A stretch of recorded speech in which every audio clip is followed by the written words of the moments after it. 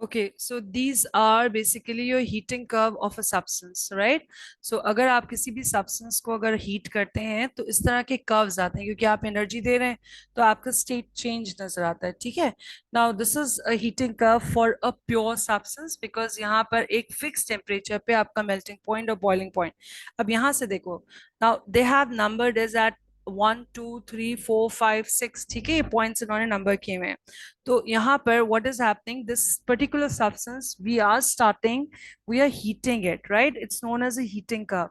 तो अगर आप substance को heat करें तो यहाँ 1 पर आपका substance जो है that will be existing in its solid state, ठीक है? ये solid state पे exist कर रहा है। तो आपने constantly एक certain time period तक, इस time period तक इस substance को heat किया और आपने heat करके इसको temperature, इस temperature से इस टेम्परेचर तक पहुंचाया, ठीक है? इस टेम्परेचर से यहां से आप उसको कॉन्स्टेंटली हीट करते रहे इतने टाइम पीरियड तक, ठीक है?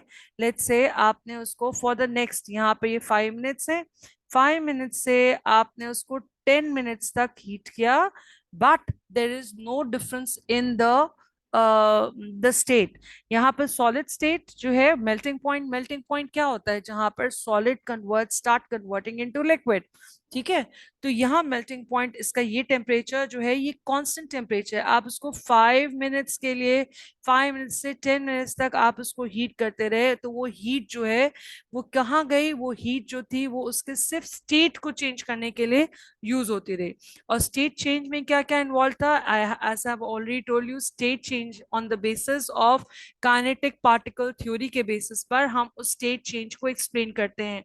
काइनेटिक पार्टिकल थ्योरी में हम क्या एक्सप्लेन करते हैं कि पार्टिकल्स किस तरह से अरेंज थे। तो सबसे पहले हम बात करेंगे कि सॉलिड्स में पार्टिकल्स कैसे अरेंज थे। They were closely packed together, ये क्लोजली पैक्ड थे in a regular pattern, in a regular pattern, ठीक है? तो सॉलिड के अंदर ये अरेंजमेंट था पार्टिकल्स का। तो इसके अंदर उन्होंने क्या किया? दे हैव एक्वायर्ड, उन्होंने एक्वायर किया क्या? एनर्जी, काइनेटिक एनर्जी एक्वायर करी, क्योंकि आपने उनको हीट दिया, टेम्परेचर इंक्रीज कर रहे हैं आप उनका, ठीक है? तो जब आपने उनको एनर्जी दी तो अपनी ही जगह पे रहते हुए उन्होंने वाइब्रेट करना शुरू किया, वो ज्यादा एनर्जाइज हुए। जब वो एनर्जाइज हुए तो अब क्या हुआ? नेक्स्ट पॉइंट क्या हुआ? They will be overcoming the attractive forces, वो अट्रैक्टिव फोर्सेस जो उनके बीच में थी, ठीक है? They will overcome those attractive forces. तो वो ओवरकम करेंगे, उसको ब्रेक डाउन करेंगे, एंड हेंस अब ये क्लोजली पैक टुगेदर से they will be moving in a disorderly manner, ठीक है? क्लोजली पैक टुगेदर से ये इरेगुलर पैटर्न में, इरेगुलर पैटर्न में क्लोजली पैक टुगेदर हो जाएंगे, ठीक है? पहले तो रेगुलर पैटर्न में थे, अब इरेगुलर पैटर्न में क्लोज टुगेदर हो जाएंगे। और ये चीज, ये स्टेट जो है, ये स्टेट, ये अरेंजमेंट जो है लिक्विड स्टेट का। तो यहां से यहां तक तो सॉलिड रहा, और यहाँ पर ये जो इन्होंने एनर्जी एक्वायर करने के बाद they are transforming from solid to liquid.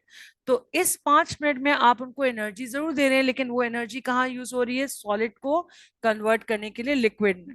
उसके बाद वंस ऑल द पार्टिकल्स, सब के सब इरेगुलर पैटर्न में अरेंज जैसे ही हो जाएंगे, सॉलिड से लिक्विड में कन्वर्ट हो जाएंगे, तो जो आप टेम्परेचर देंगे from here till here, next जो भी आपका टाइम है, ठीक है, उस टाइम में जो भी देंगे, तो यहाँ पर आपका सिर्फ लिक्विड स्टेट एग्जिस्ट करेगा, ठीक है?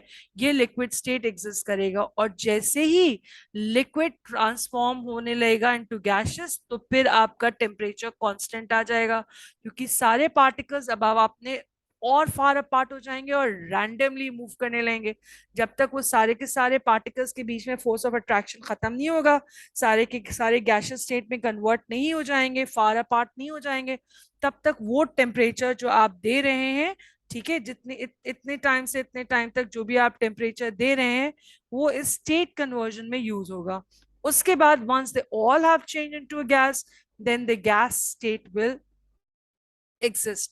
तो यहाँ पर ये कूलिंग कर्व्स आपको एक तो स्टेट की बात बताते हैं, एक तो स्टेट ऑफ अ सब्सटेंस बताता है, ठीक है, पहला। दूसरा आपको बताता है प्रोसेसेस कौन सी हो रही हैं, ठीक है। तीसरा आपको बताता है कि इनका मेल्टिंग पॉइंट क्या है और इनका बॉइलिंग पॉइंट क्या है। ठीक है। और मेल्टिंग पॉइंट से पहले जो सब्सटेंसेस होते हैं, मेल्टिंग पॉइंट और बॉइलिंग पॉइंट क्या है, सही है।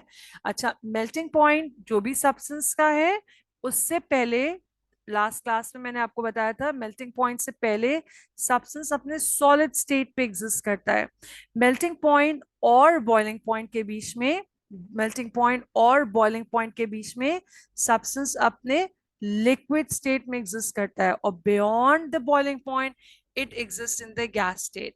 तो अब आप यहां पर देख लीजिए, यहां पर देख लीजिए, ये इस सब्सटेंस का मेल्टिंग पॉइंट है, ठीक है।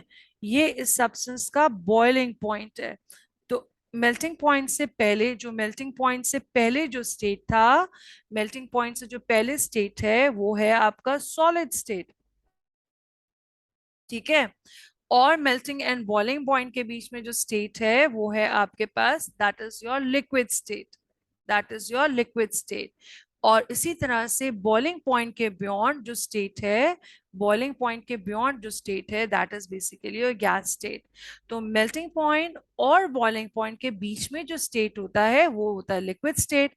मेल्टिंग पॉइंट से पहले जो स्टेट होता है वो सॉलिड स्टेट, और बॉइलिंग पॉइंट से पहले जो स्टेट होता है वो गैसियस स्टेट।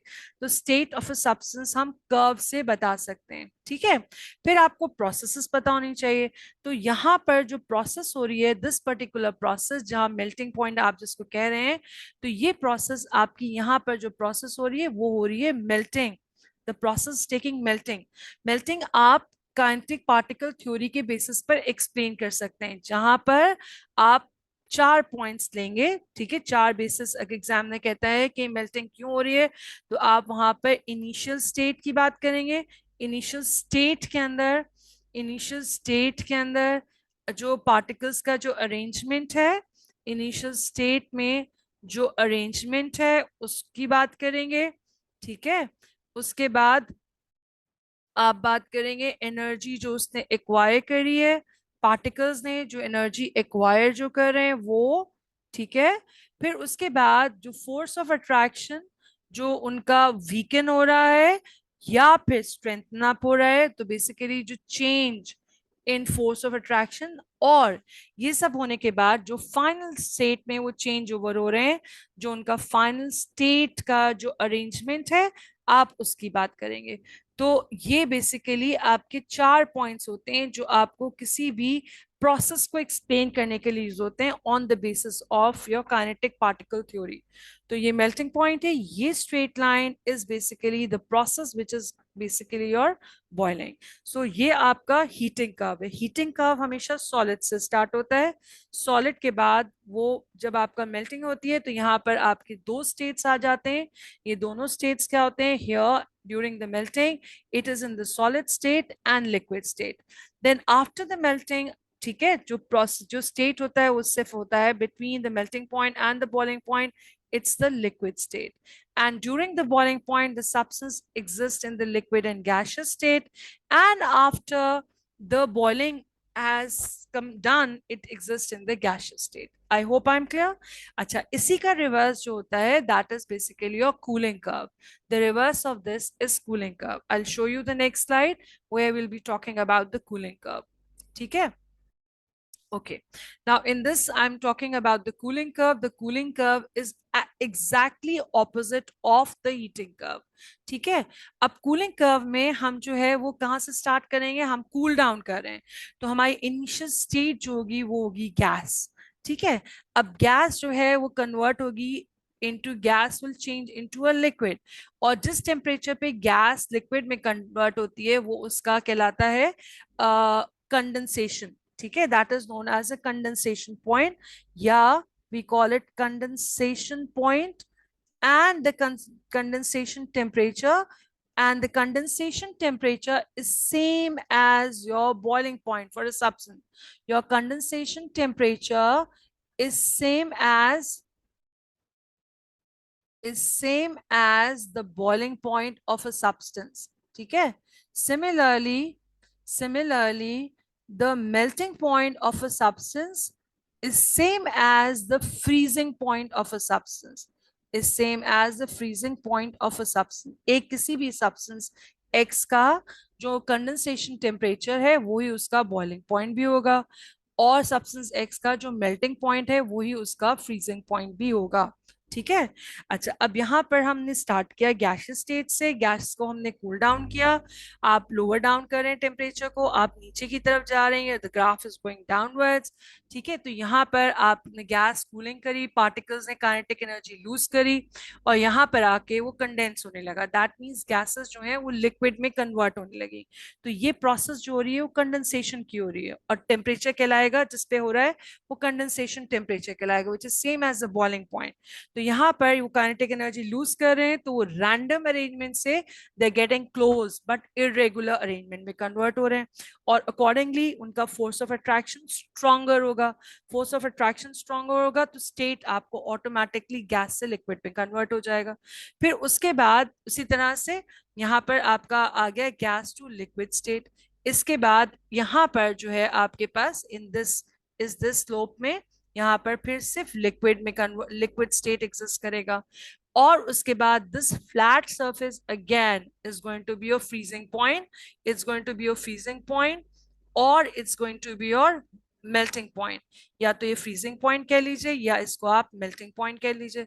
इस पर्टिकुलर स्टेट पर आपका सब्सटेंस जो है वो सॉलिड और लिक्विड स्टेट में एग्जिस्ट करेगा। ठीक है, बेसिकली यहाँ पर ये लिक्विड स्टेट से सॉलिडिफाई हो रहा है। ठीक है, ये लिक्विड स्टेट से कन्वर्ट हो रहा है into solid, and beyond this after this freezing or the melting point the substance is going to exist in its solid state। ठीक है, ये बिल्कुल रिवर्स है जो अभी मैंने आपको हीटिंग कर्व के बारे में बताया है। ठीक है, I hope I am clear.